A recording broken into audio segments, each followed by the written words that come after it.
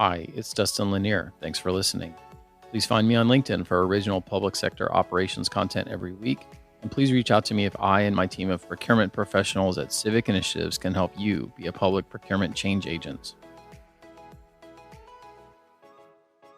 We're going to talk about federal funds and procurement. What do you need to know if you're in procurement as it relates to these programs?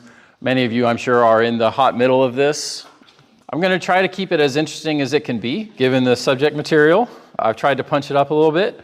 So we're going to use this Swiss Army knife as a guide to walk through 7 things that we'll talk about today. What's the main issue to be managed? Compliant procurement, a brief introduction. State local relief fund overview. I'll talk about that in a second. The overview of the IIJA, which is newer than ARPA, so maybe some of you need some updates on that. Federal reporting and records requirements, allowable external assistance, and actions that you can take. So what is this issue that we are managing? Federal funds, of course, in response to COVID and then other things that came, there was a series of these highly acronym-based funds that came out that then created a lot of pressure towards us. So CARES in 2020, ESSER, which is more education-oriented, ARPA, of course, IIJA, and then the Combined Appropriations Act in 2010 created a whole other set of acronyms that you'll either know or you will know, like BEAD is the one that's going to be about broadband, that kind of thing. So lots of federal programs that came across in this period of time. So maybe it hasn't really entered your consciousness because COVID has kind of slipped away from our worldview, but emergency and exigency, which was the statement that we were in a period where we needed to be able to relax rules, ends formally on May 11th. Did y'all know that? So a lot of us have already kind of moved past that, but that's formally and officially over on May 11. So one of the big reasons that we've helped people in some of this ARPA stuff is because relaxed rules doesn't mean no rules, number one. And number two, we need to remember our muscle memory for anything where we need to be back on our tip top with our use of federal funds. Because the number one thing we don't want to do in procurement is to expose our business customers or our leadership to any possibility those funds would be resized because we didn't do something correct on procurement. Another key issue here is, while some of these dates seem many lifetimes ago, the spend by dates don't move. So the funds that are in the State Local Relief Fund, the worst acronym in the world, I have a joke about that in a minute, they need to be obligated by 2024 and then spent by 2026. So what that's going to do is it's inevitably maintaining quality, like we want to put out good procurements, we want to be compliant, we want to be doing our job, and compliance with these hard dates is going to push a lot of stuff into procurement. So let's talk about being compliant in procurement. And when I say compliant in procurement, I want to make sure y'all realize that you have to create guiding principles with your leadership that says procurement is there to drive efficiency, like we have to execute for the business, quality, we need good outcomes while we do it, and we need to be good stewards and good compliant when we're doing it. So I don't say compliant procurement saying that's the only thing that you do in procurement, and you need to make sure you're sending that message back up. But since we're talking about ARPA and how to be in the box, that's what we're going to focus on in this discussion. Compliance pillars, we'll start really high.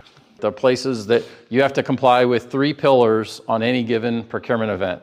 Of course, the Arkansas state law, any specific terms and conditions specific to the federal grant that was given, which sometimes they can do clean air or whatnot, and then 2 CFR 200 compliance. So state law, so this is from universal guidance that individual states must follow their own procurement policies as well as comply with procurement standards set while using these funds. And the primary collection of law governing Arkansas procurement is found here, but you knew that already because there's this wonderful procurement manual from the state group. So formally, it's the uniform guidance provisions. At a high level, it includes acronyms and definitions, general provisions, the federal award requirements, post-federal award requirements, cost principles, and audit requirements. So that's at a high level. This shot is basically the most relevant provisions to procurement. Again, you don't have to type it out. I'll send it to you. If you want to take pictures, that's cool. So general procurement standards, competition, methods of procurement to be followed, socioeconomic contracting, domestic preferences, recovered materials, contract cost and price, review of procurement, bonding requirements, contract provisions, finance reporting, monitoring reporting, subrecipient and contractor determinations, requirements for pass-through entities, affecting allowability of costs, reasonable costs, and audit requirements. Whew, I did not fall asleep in the middle of saying all that.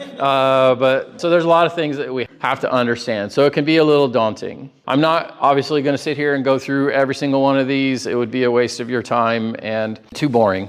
But I am going to pick out some that I think are of probably the most importance to be able to have an effective program and to hit the highest core parts. Just because I'm not talking about a thing doesn't mean you don't need to go be familiar with that too. So first, I think it is important to make sure that your group has some sort of a procurement policy that you've touched sometime in the last 2-3 years, certainly not 10, 15 years or non-existent. So you're required to have a written procurement policy in place that reflects federal, state, and local requirements. It must deal with written standards of conduct relating to conflicts of interest, I think is important. And then there's outside of the 2 CFR language, the state and local relief fund rule further states that recipients must have and use documented procurement procedures that are consistent with the standards outlined in all of that. So, it's funny how many projects we've had that I would consider to be procurement manual type projects, and I realize it probably comes from some of this, that people realize they don't have a good procedure set and a good work set. My general recommendation to you on if you're doing these projects internal is really try to think about it in a life cycle based way, going from planning through decisions into core provisions and into then contract management. A lot of times some of our circulars end up getting written in they just tack on a new thing and they throw on like the green policy right after the wage policy, and it's very hard to read. Another thing is if you take a lot of the things that people have to comply with and you put them into your RFP templates and into your checklists and decision trees, then even if people aren't going to sit and read the whole procedure manual, they're complying because you've infused compliance into the tools that they're using to do their job.